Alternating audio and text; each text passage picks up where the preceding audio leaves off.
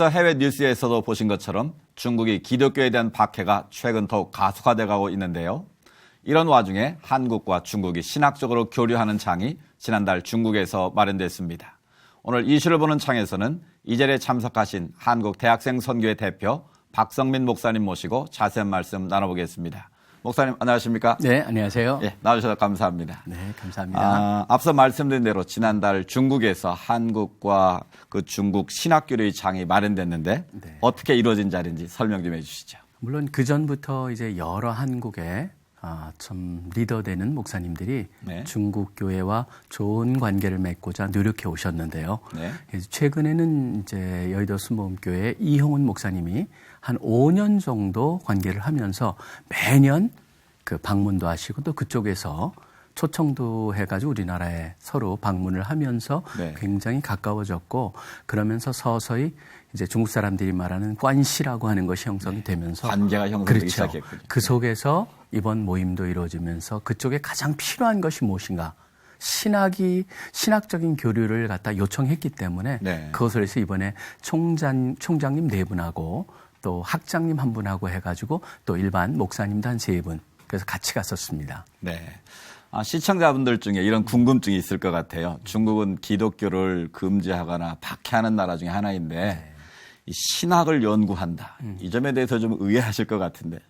글쎄 사실은 그게 한마디로 말하면은 이 기독교까지도 중국의 통치의 하나의 도구가 될 수 있다라고 하는 그런 면이 아닐까 생각을 합니다. 실질적으로 저희가 방문했던 그 난징에 있는 금융신학교라고 하는 데는 네. 1952년도에 서로 신학교들이 합쳐가지고 하나를 세웠던 거죠. 네. 그런데 그게 이제 문화혁명 때 폐쇄가 됐다가 다시 79년부터 열리게 하면서 81년에 다시 개교를 했고 네. 그러면서 지속적으로 이 석사 학위 정도를 줄 수 있는 그런 신학원으로 자리를 잡았죠. 네. 그리고 이제 성급이나 또는 여러 성을 함께 할 수 있는 그런 신학교까지 해서 22개의 신학교가 있습니다. 그렇게 그 많이 신학교에서 네. 계속적으로 학생들을 갖다가 이렇게 발굴을 해서 배출을 네. 하고 그들이 삼자교회에 가서 이제 목사로 섬기게 되는 거죠. 네. 그 때문에 그 가운데에는 제가 보기에는 우리가 생각하는 것 같이 물론 기독교의 박해라는 것도 있지만 정부가 원하지 않는 것을 할 때만 네. 그때만 박해가 있지 정부의 정해놓은 그 카테고리라고 할까요? 그 범위 안에서만 진행이 된다면은 중국도 굉장히 그런 기독교를 좋아한다는 인상을 저는 깊게 받았습니다. 네, 그렇군요. 최근 들어 보도를 보면 중국 기독교가 급성장하고 있다라는 네. 보도가 계속 나오고 있지 않습니까? 네. 네. 하지만 중국 관계자들을 통해서 이렇게 만나보셨을 때 그런 분위기를 좀 느끼실 수가 있었나요? 느끼죠. 그러니까 그들이 얘기하는 게 최소한 2,500만 명의 기독교인들이 있다라고 얘기를 합니다. 공식적으로? 네, 공식적으로. 네. 그런데 이제 물론 그건 삼자교회고 요새 소위 말하는 우리가 말하는 하우스 처치라고 하는 지하교회라든가 네. 또는 때로는 도시교회라고 하는 도시 건물 속에서 만난된 그 삼자교회는 정식 아니지만 중국 정부가 어느 정도는 허용을 하고 있는 모임까지 네. 합쳐본다면 최소한 한 1억 명. 네. 거기에 중국 자체적으로 생긴 또 캐톨릭까지 하면은 로만 네. 캐톨릭까지 하면은 한 1억 2천 명이 이제 공식적으로 기독교인이라고 하는 네. 그 범주에 우리가 넣을 수가 있을 겁니다. 근데 제가 이제 거기서 하나 중요하게 여겼던 거 하나는요. 네. 그쪽에서 이제 그 양회회 주석이라고 하는 분하고 같이 대화를 나누면서 그분이 말씀하시기를 한국의 교회를 많이 배우고 싶다. 사실 굉장히 궁금했어요. 네. 무엇을 배우고 싶을까? 우리 같은 한국교회 배우고 싶다 그러면 뭐 새벽 기도를 배운다든가 네. 아니면 막 그 뜨거운 전도의 열정을 배운다든가 그럴 것 같은데 그게 사실은 아니었어요.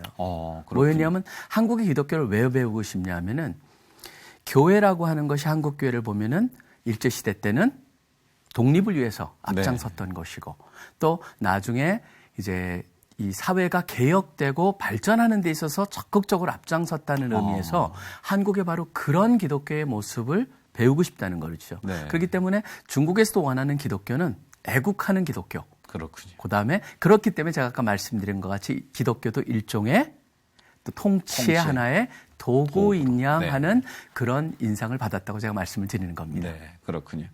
앞서 해외 뉴스에서 보셨습니다만 십자가를 철거하다가 목숨을 잃는 그런 사건이 보도가 된 적이 있었는데요. 중국 기독교에서 이런 부분에 대해서 어떤 저항을 하거나 그럴 수 있는 힘, 그런 분위기는 어떻습니까? 글쎄, 지금 현재로서 숫자가 사실 이들이 두려워할 정도로 커지고 있고, 네. 그러다 보니까 기독교를 함부로 다루진 않는다는 건 분명합니다. 네. 근데 십자가 사건 같은 경우에는 좀 기독교 이 정부에서 생각하는 것보다 너무 거대한 십자가를 달았다는 걸로 제가 이해를 하고 있습니다. 그렇기 때문에 정부의 말을 안 듣고 그거를 철거했는데, 문제는 바로 뭐냐면 다음에 앞에서 시위를 했다라고 하는 것이죠. 네. 그것이 결국은 체포의 이유가 됐고, 네. 그거는 선을 갖다가 벗어났을 때는 과감하게, 네. 그렇지만 선 안에 머무를 때는 철저하게 그냥 눈 감아주거나 놔두는. 그렇지만 우리가 좀 예상할 수 있는 거는 뭐냐면 시진핑 또 주석이 지난번에 공산당이었던 공산당원이 기독교인으로 개종을 해서 공산당을 포기했다라고 하는 것을 공식석상에서 언급함으로써 네. 중국 내에서는 혹시라도 그런 것이 기독교에 대한 또 정부의 좀 더 강경한 자세로 나오지 않을까라고 하는 염려가 있다라고 하는 얘기는 들었습니다. 네, 네. 이건 좀 다소 다른 이야기는 한데요. 최근 북중 국경 지역에서 탈북자들을 돕던 목사님이 살해를 당하지 않았습니까? 네. 이런 상황에서 중국 내지는 중국 교회 역할에 대해서 주문을 하는 그런 분들이 계신데 그건 어떻게 보십니까? 저는 그 적극적으로 좀 해야 된다고 생각을 합니다. 실제로 제가 갔을 때도 그 흑룡강 쪽에서 네. 지금 상당히 커다란 교회를 하신 삼자교회 목사님을 뵀었습니다. 네. 그 목사님도 이 북쪽에 대한 동포들에 대한 생각들을 많이 갖고 있고, 네. 그다음에 뭐 거기서 내놓고 뭐라고 우리가 지금 탈북자들을 도우십니까? 그런 얘기는 못하지만 네.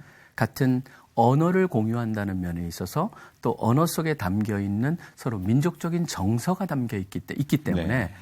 자연스럽게 북쪽을 도와야 된다는 생각을 갖고 있기 때문에요. 네. 저는 특별히 그 국경 쪽에, 북중 국경 쪽에 있는 그런 교회들의 도움이 절실히 필요하고, 네. 이제는 한국 사람이 직접 못하고 오히려 중국 동포를 통해서 그 일이 진행되면 좋겠다는 면에서 더욱더 저는 한중 특별히 삼자교회를 또는 우리 그 언더그라운드 처치라고 네. 하는 지하교회까지도 전 적극적으로 함께 해야 된다고 생각을 합니다. 네. 네.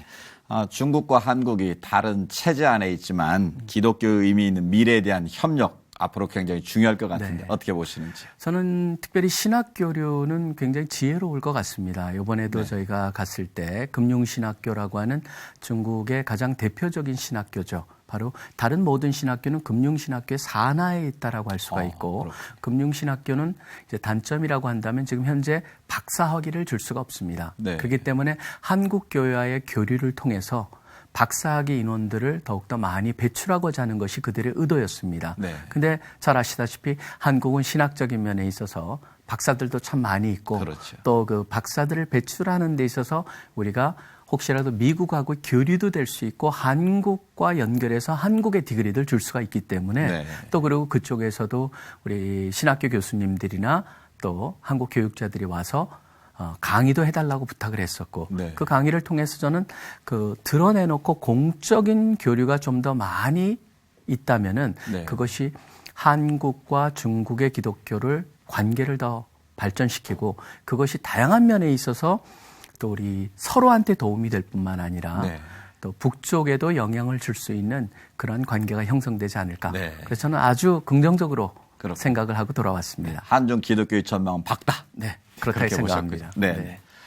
네, 중국의 교회들이 영향력을 끼칠 수 있는 날을 기대해 보고요. 북한과 중국은 물론이고 하나님 안에서 하나님의 진리를 지키며 박해 가운데 믿음을 지키는 그리스도인들을 위해 잊지 않고 기도해야겠습니다. 오늘 말씀 감사합니다. 네, 감사합니다.